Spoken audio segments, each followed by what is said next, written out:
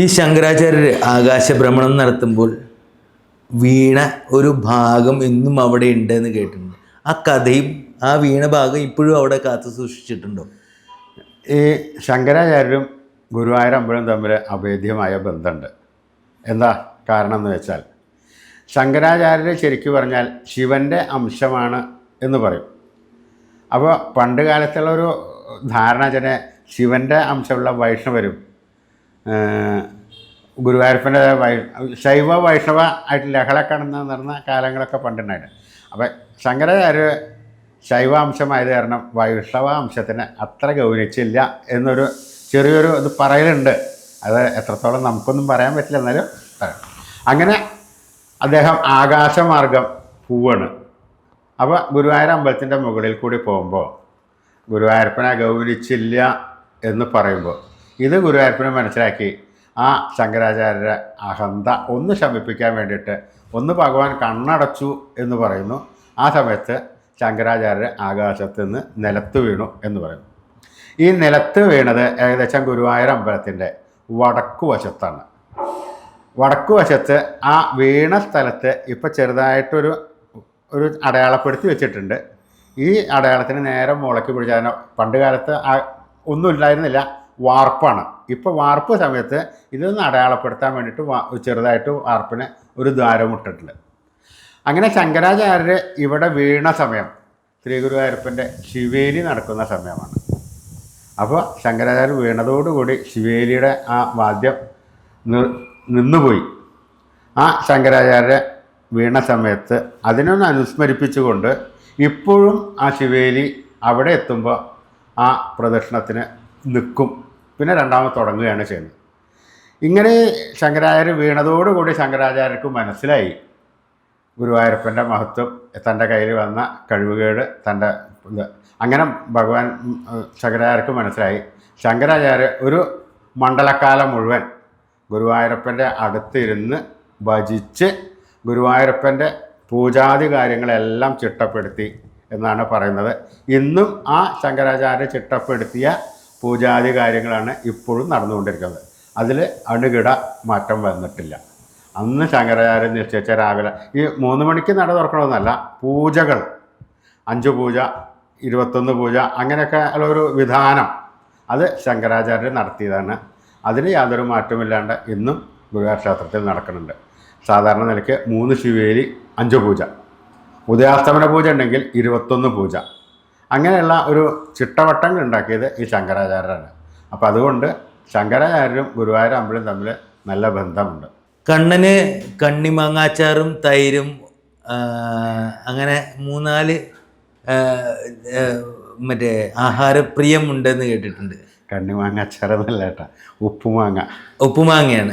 അത് എന്താ വെച്ചിട്ടുണ്ടെങ്കിൽ ഉപ്പുമാങ്ങ അത് പണ്ട് കാലത്ത് പൂജ കഴിച്ചിരുന്ന ആൾക്ക് അച്ഛൻ തിരുമേനിക്ക് പുറത്ത് എന്തോ ഒരു കാര്യത്തിന് പോകേണ്ടി വന്നു. അന്ന് ഈ മകനോട് പൂജ കഴിക്കാൻ പറഞ്ഞേൽപ്പിച്ചു. അപ്പോൾ ഈ മകൻ്റെ ഒരു കാഴ്ചപ്പാട് മറ്റും എന്താ വെച്ചിട്ടുണ്ടെങ്കിൽ നമ്മൾ ഒരു ആളെ മാതിരി തന്നെയാണ്, നമ്മൾ എന്താ മാരി കൊടുത്തു കഴിഞ്ഞാൽ ഭഗവാൻ കഴിക്കും എന്നൊക്കെയാണ് ഒരു സങ്കല്പത്തിൻ്റെ മുകളിലാണ്. അപ്പോൾ ഈ കഴിഞ്ഞ് കഴിഞ്ഞിട്ടുണ്ടെങ്കിൽ പുറത്തേക്ക് നൈവേദ്യം ഇടുക. അപ്പോൾ ഈ ചെറിയ കുട്ടിയല്ലേ, മനസ്സിൽ കളങ്കല്ലല്ലോ. അപ്പോൾ ഈ കുട്ടി പൂജ കഴിക്കുന്ന സമയത്ത് ഭഗവാൻ വരുന്നില്ല, ഭഗവാൻ ഒന്നും കഴിക്കണില്ല.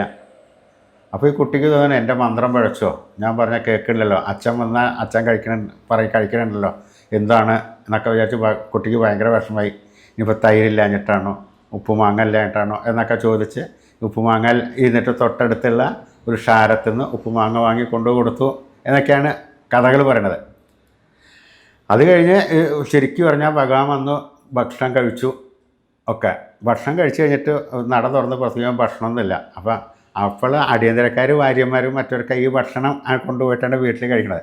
അപ്പോൾ ഉണ്ണി കളവ് പറയാണ്, ചീത്ത പറയാണ് എന്നൊക്കെ പറഞ്ഞിട്ട് അവിടുന്ന് ഉണ്ണീനെ അപ്പോഴേക്ക് അച്ഛൻ വന്നു. ഉണ്ണീനെ അച്ഛൻ വടിയെടുത്ത് അടിക്കുകയാണ്.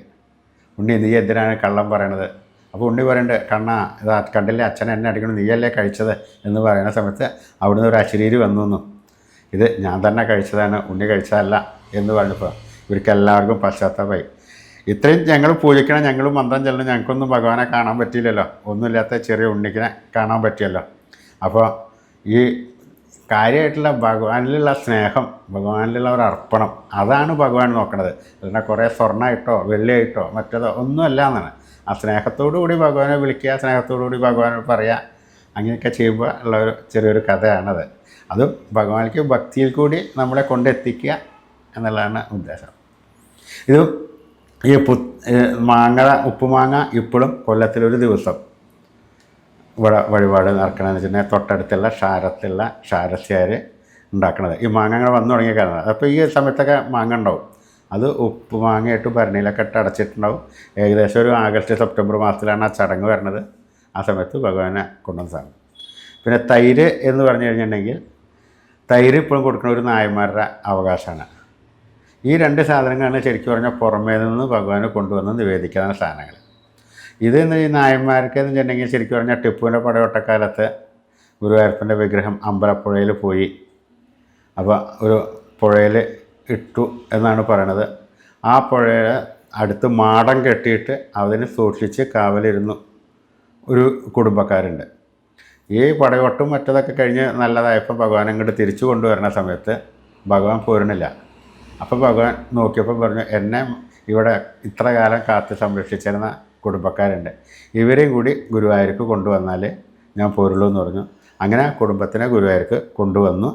ഗുരുവായൂരപ്പന് ഇവരെ തൈര്, ഉച്ചപ്പൂജയ്ക്ക് ഇന്നും തൈരുണ്ട്, തൈര് ഉണ്ടാക്കാനുള്ള ഒരു അവകാശം ഇവർക്ക് കൊടുത്തു. പണ്ട് കാലത്ത് ഗുരുവായൂർ ദേവസ്വം പശുവിനെയൊക്കെ കൊടുത്തിരുന്നു. അപ്പോൾ പശുവിനെ സൂക്ഷിച്ച് അവർ വീട്ടിൽ തന്നെ ഇരുന്ന് ശുദ്ധമായിട്ട് കുളിച്ച് വേറെ ആരും തൊടാതെയും മറ്റതൊക്കെ അവിടെ നിന്ന് ഉണ്ടാക്കി കൊണ്ടുവരും. ഇന്നിപ്പോൾ കാലസ്ഥിതി മാറി, അതോടുകൂടിയിട്ട് പശുവിനെ കൊടുക്കലൊക്കെ നിർത്തി ഇവരെ തന്നെ പാല് കൊടുക്കും ഇവർ. അപ്പോഴും ഈ പാല് കാച്ചി ഒഴിച്ച് പിറ്റേ ദിവസം രാവിലെ ഈ തൈരാക്കി കൊടുക്കുന്നത് ഇവർ തന്നെയാണ്. അപ്പോൾ അമ്പലത്തിലൊരു മുറിയുണ്ട് അവർക്ക്. അപ്പോൾ വീട്ടിൽ നിന്ന് കുളിച്ചിട്ട് അവർ വേറെ ആരെയും തൊടാതെയും ആ വസ്ത്രം, അവർക്കൊരു വീട്ടിലൊരു മുറിയുണ്ട്, ആ മുറിയിൽ നമ്മൾ ഉണക്കിയിട്ട് ശുദ്ധമായിട്ടും വെച്ചിട്ടുണ്ടാവും. വേറെ സമയത്ത് അതൊന്നും തൊടില്ല. അങ്ങനെ ശുദ്ധമായിട്ടുള്ള ചിട്ടയോട് കൂടിയിട്ട് അവർ വരും. ഇവിടെ വന്നിട്ട് അമ്പലത്തിൽ വന്നിട്ട് ഒരു ചെറിയ മുറിയിൽ വെച്ച് പാല് കാച്ചും, പാല് കൊടുത്തിട്ടുണ്ടാവും, അത് ഉറവൊഴിച്ച് തൈരാക്കും, വെണ്ണയാക്കും, എന്നിട്ട് അവർ ഭഗവാനെ കൊണ്ടുകൊടുക്കും. ആ തൈരാണ് ഭഗവാൻ കഴിക്കണത്.